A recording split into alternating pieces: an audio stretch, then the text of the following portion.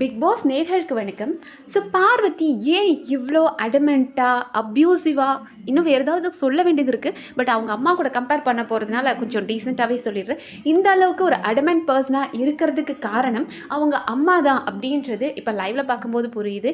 ஏன்னா இப்போ நேற்று வரைக்குமே சரி ஓகே அவங்க பொண்ணை அவங்க விட்டு கொடுக்காம பேசணும். ஏன்னா கண்டிப்பாக ஃபோக்கஸ் ஃபுல்லாக அவங்க அம்மா மேலே இன்றைக்கி இருக்கும். அம்மா பார்வதி கிட்ட என்ன பேசுகிறாங்க அப்படின்றது டெஃபினட்டாக ஒரு பேசும் பொருளாக மாறும். தான் பொண்ணை காப்பாற்றுறதுக்காக தன் பொண்ணோட தவறுகளை மறைச்சி எந்திரிச்சு வா அப்படின்னு சொன்னாங்கன்ற மாதிரி பார்த்தாலும் உங்கள் பொண்ணு மட்டும்தான் சாதனையாளர், மற்றவங்களாம் இன்னும் சாம்பார் ஊற்ற வந்தவங்க மாதிரி அவங்கள அவ்வளோ கேவலமாக பேசிகிட்டு இருக்காங்க. பார்வதி அண்ட் அவங்க அம்மா இப்போ பார்த்தோம்னா மற்றவங்க எல்லாரையும் ரொம்ப மோசமாக பேசிகிட்டு இருக்கிறாங்க. யார்மா நீங்கள்? உங்கள் ஏஜ் என்ன? உங்கள் ஏஜுக்கு நீங்கள் எத்தனை பேரை க்ராஸ் பண்ணி வந்திருப்பீங்க? உங்கள் பொண்ணு மாதிரியே தானே அங்கே அத்தனை பேர் இருக்காங்க. உங்கள் பொண்ணு பண்ண தவறை மறைக்கிறதுக்கு மற்றவங்கள அசிங்கப்படுத்துறீங்களே. உங்ககிட்ட இருந்தால் உங்கள் பொண்ணுக்கு இந்த குணம் வந்திருக்கும் அப்படின்றது இப்போ தான் புரியுது. பார்வதி இது வரைக்கும் யார்கிட்டையும் சாரி கேட்டது கிடையாது, தன்னோட தப்பை அக்செப்ட் பண்ணிக்கிட்டதே கிடையாது.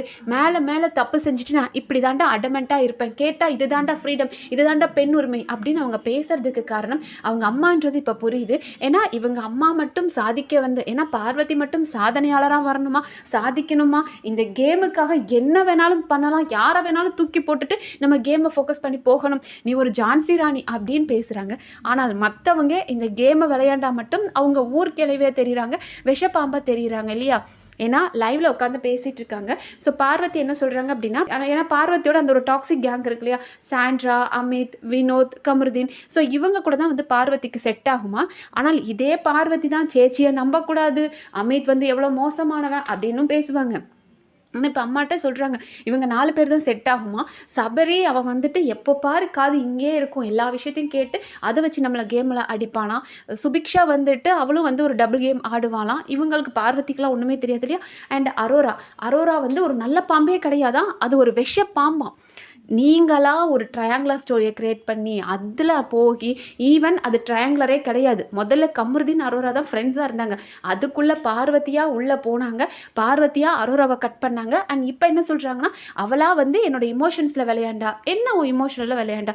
அவள் வந்ததுலேருந்தே ஃப்ரெண்டாக இருந்தா, நீ தான் உள்ளே போய் அவளை கட் பண்ணிட்ட. பட் ஓகே அவள் எனக்கு முக்கியம். பட் ஓகே அரோரா என்ன நினைக்கிறாங்க, ஓகே என் ஃப்ரெண்டுக்கு இன்னொரு ஃபீலிங் இருக்குன்னா அவள் அதில் போகட்டும்னு விட்டுட்டாங்க. ஆனால் இப்போ சொல்கிறாங்க என் ஃபீலிங்ஸில் விளையாண்டா. அவள் ஒரு கெட்ட பாம்பு, நல்ல பாம்பு கூட கிடையாது, ஒரு விஷப்பாம்பு. அந்த விஷப்பாம்பெல்லாம் என்னால் மறக்கவே முடியாது. அண்ட் அதுக்கு திவ்யாவை அவங்களுக்கு பிடிக்காத காரணம், திவ்யான்னு பேரை சொன்ன உடனே பார்வதியோட தாய் இருக்காங்க இல்லையா, அந்த புனித தாய் சொல்றாங்க அவ ஒரு அப்பத்தா ஊர் கிளவி அப்படின்னு.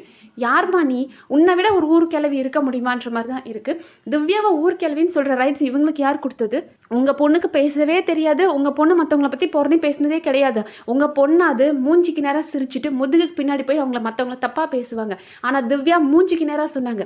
அதாவது அன்னைக்கு வினோத்தை பற்றி பேசினாங்க இல்லையா, வினோத்தோட மிஸ்டேக்ஸ் எல்லாம் அரோரா அண்ட் கமருதீன் 2 பேரும் சொல்லிட்டு இருந்தாங்க. அப்போ அது பார்வதி வினோத்தை தனியாக கூப்பிட்டு இங்கே பாருங்க வினோத், இப்படி தான் ஸ்டார்டிங்கில் உங்கள் கூட முதல் டே 1ல் ஃப்ரெண்ட்ஸாக இருப்பாங்க, 9th வீக்கில் உங்களை போட்டு கொடுப்பாங்க அப்படின்னு சொல்லிட்டு இருந்தாங்க.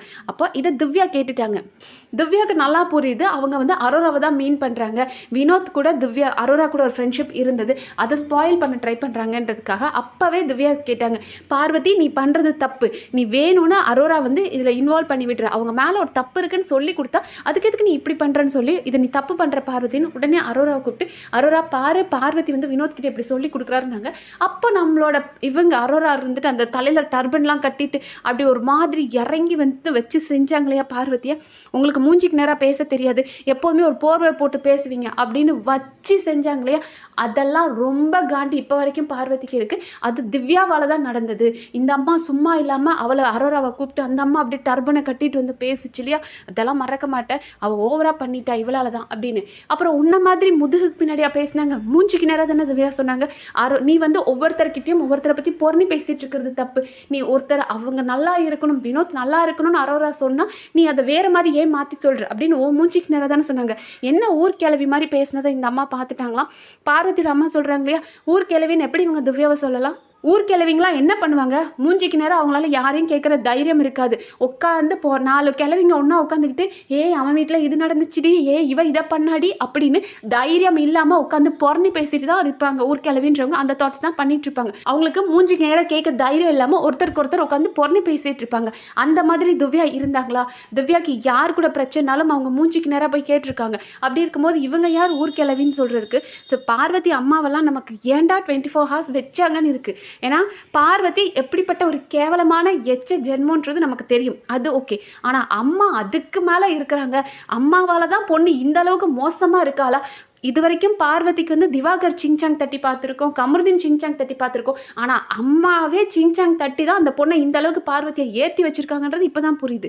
ஏன்னா பார்வதியோட தவறு பண்ணாங்க அப்படின்னா அது தடுமாற்றம் வரும், கேமில் இருக்கும். ஆனால் நீ ஒரு கால்குலேட்டிவ் மைண்ட், அப்பா கிட்ட இருக்க நல்ல விஷயத்தை எடுத்துக்கோ.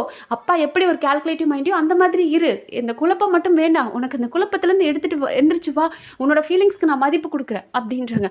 ஆனால் மற்றவங்களா இருந்தால் அவங்க ஒரு ஊர் கிளவியா, அவங்க ஒரு உருப்படாதவங்களாம், அவங்கெல்லாம் இப்படி தான், அவங்கெல்லாம் வந்து அவங்களுக்குலாம் ஒன்றுமே தெரியாது, நீ தான் ஜான்சி ராணி மாதிரி இந்த அம்மா பேசிகிட்டு இருக்காங்க.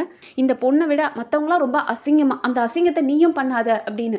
உங்கள் பொண்ணை விட இந்த சீசனை வேறு அசிங்கத்தை பார்க்கவே முடியாது. இந்த சீசன் எனக்கு கேட்டால் இவ்வளோ ஃபஸ்ட்டாக போனதுக்கு காரணம் பார்வதி. அப்படி இருக்கும்போது மற்ற கண்டஸ்டன்ஸை அசிங்கம்னு சொல்கிறதுக்கு உங்களுக்கு எப்படிமா வாய் வருது? நீங்கள் எவ்வளோ வயசானவங்களாக இருக்கீங்க, எத்தனை விதமான மக்களை பார்த்துட்டு வந்திருப்பீங்க. உங்கள் பொண்ணு மாதிரி தானே இருக்கிற அத்தனை பேரும் அந்த ஏஜில் இருக்கிறவங்க தானே. அப்படி இருக்கும்போது அவங்கள அசிங்கன்றதுக்கும் அவங்கள ஒரு டேக் கொடுத்து ஊர் கிளவின்றதுக்கும் எப்படி பேச உங்களுக்கு வாய் வருது? உங்கள் பொண்ணு ஒரு தவறு பண்ணால் அது தவறே கிடையாது. மற்றவங்க பண்ணாத விஷயம், உங்கள் பொண்ணு பண்ண தப்பை யாராவது சொல்லிட்டாங்கன்னா அவங்க அசிங்கமா. ஸோ இவங்க பொண்ணு மட்டும் அப்படியே நெருப்பு மாதிரி இருக்கணுமா இந்த வீட்டுக்குள்ளே? ஸோ நெருப்பாக இருந்து விளையாடணுமா, மெழுகா உருகக்கூடாது அப்படின்னு. மெழுகா உருகுனா பரவாயில்ல, அவள் அதை விட சாக்கடையாக இருக்காளே. நேற்று நீங்கள் சொன்னீங்களே சாக்கடை, அந்த மாதிரி சாக்கடைவை தான். எங்கே இருட்டு கிடைக்காது, ஆக்டிவிட்டி ஏரியாவில் எங்கேயாவது இருட்டான ரூம் கிடைக்காதா, மைக்கை கலட்டி வச்சுட்டு எங்களா பேச முடியும், தலை ரூமில் யாரும் இருக்க மாட்டாங்க, கம்ப்ளைண்ட் கூட போய் இருப்போம், அப்படி எல்லாம் அசிங்கத்தையும் பண்ணுறது உங்கள் பொண்ணு தான். ஸோ அவங்க அம்மா சொல்லிட்டு இருக்காங்க, நீ நெருப்பாக விளையாடு, இந்த வெட்டி பேச்சை விடு, உன்னோட ஃபீலிங்ஸ்க்கு நான் மதிப்பு கொடுக்குறேன். அந்த கமருதீன் கூட ஒரு ஃபீலிங்ஸான ஒரு டாக் வருது இல்லையா, அதை ஒரு வெட்டி பேச்சு, அது வேண்டாம், நீ கேமை விளையாடு, நான் உன்னை மதிக்கிறேன் அப்படின்றாங்க. நீங்கள் உங்கள் பொண்ணை மதிங்க, உங்கள் பொண்ணோட சாக்கடைத்தனத்துக்கு எல்லாத்துக்கும் நீங்களும் கொடி பிடிச்சி சப்போர்ட் பண்ணுங்கள், அதெல்லாம் சூப்பர். ஆனால் இன்னொரு கண்டஸ்டன்ஸை அவங்களோட பேரை கெடுக்கிற மாதிரி, அவங்க மூஞ்சிக்கு நேரம் நல்லா சிரிச்சுக்கிட்டு பின்னாடி போய் அவங்க வந்து அசிங்கன்றதையோ அவங்க ஊர் கிளவி மாதிரி பேசிகிட்டு இருக்காங்க. உங்கள் பொண்ணு பண்ண தப்பை மறைக்கிறதுக்கு அவங்கள ஊர் கிளவின்னு சொல்கிற உரிமை உங்களுக்கு கிடையாது. ஸோ உங்களுக்கு ஒரு 24 ஹார்ஸ் கொடுத்துருக்காங்கன்னா உங்கள் பொண்ணு மேலே இருக்கிற அந்த கெட்ட பேரை நீங்கள் ஒயிட் வாஷ் பண்ணுங்கள், பண்ணாமல் போங்க, அதை விட்டுலாம். ஆனால் அடுத்தவங்க பேரை கெடுக்கணுன்றதுக்காக நீங்களும் உள்ளே வந்து இப்படி அசிங்கப்படாதீங்கம்மா அப்படின்ற மாதிரி தான் இருக்குது. எல்லாரும் சபரி அம்மா மாதிரி இருக்க முடியாது. சபரி அம்மா தன் பையனை யார் தப்பாக பேசியிருந்தாலும் சரி பரவாயில்ல, கமருதீன் நீ அவனை எவ்வளோ சண்டை போட்டிருந்தாலும் பரவாயில்ல, நானும் உனக்கு ஒரு அம்மா தான், யாரும் இல்லைன்னு சொல்லாதப்பா, நான் இருக்கேன் அப்படின்னு சொன்னாங்க. அப்படியும் அம்மா இருப்பாங்க. நம்ம திவ்யா அம்மாவை எடுத்துக்கிட்டோம் அப்படின்னா, என் பொண்ணை நீ பண்ணுற டார்ச்சர் பார்க்கும்போது எனக்கு ப்ரெஷர் ஆச்சு, எனக்கு டென்ஷன் ஆச்சு அப்படின்னு மூஞ்சிக்கு நேராக திவ்யாவோட அம்மாவும் திவ்யாவும் மாதிரியே மூஞ்சிக்கு நேராக, பார்வதி நீ என் பொண்ணை டென்ஷன் பண்ணும்போது எனக்கும் உள்ளேருந்து ஒரு டென்ஷன் வந்துச்சு அப்படின்னு மூஞ்சிக்கு நேராக சொல்கிற ஒரு ரகம் இருக்காங்க. இன்னொரு ரகம் நம்ம பார்வதி அப்படியே அவங்க அம்மா தான். தன் பொண்ணு மேலே இருக்கிற தப்பையும் தன் மேலே இருக்க தப்பையும் மறைக்கிறதுக்கு நீ தப்பு பண்ணிட்ட, நீ அப்படியெல்லாம் நீ அசிங்கமாக இருக்க, நீ சாக்கடையாக இருக்க, அதனால தான் என் பொண்ணு அப்படி இருக்கா, என் பொண்ணு மட்டும் சொக்கத்தங்க மற்றவங்கலாம் கேவலம் அப்படின்னு சொல்கிறது. அது எனக்கு தெரியல, இத்தனை வருஷமாக பார்வதி ஏன் இவ்வளோ வந்து ஒரு பஜாரியாக இருக்காங்க அப்படின்னா இதனால தானே அப்படின்ற மாதிரி தோணுது. ஸோ உங்கள் பொண்ணு ஜான்சி ராணியாக இருக்கணும், உங்கள் பொண்ணு சக்தி, உங்கள் பொண்ணு தீ நெருப்பு, என்ன வேணாலும் நீங்கள் சொல்லிட்டு போங்கம்மா. உங்கள் பொண்ணுக்கு நீங்கள் கொடுக்குற மோட்டிவேஷன் அதை பேசுகிற உரிமை எங்களுக்கு இல்லை, அது சூப்பர். ஆனால் உங்கள் பொண்ணு மட்டும் நெருப்பு, மற்றவங்கெல்லாம் சாக்கடை அப்படின்றதையோ இல்லை மற்றவங்கள பிராண்ட் பண்ணுற உரிமை உங்களுக்கு கிடையாது.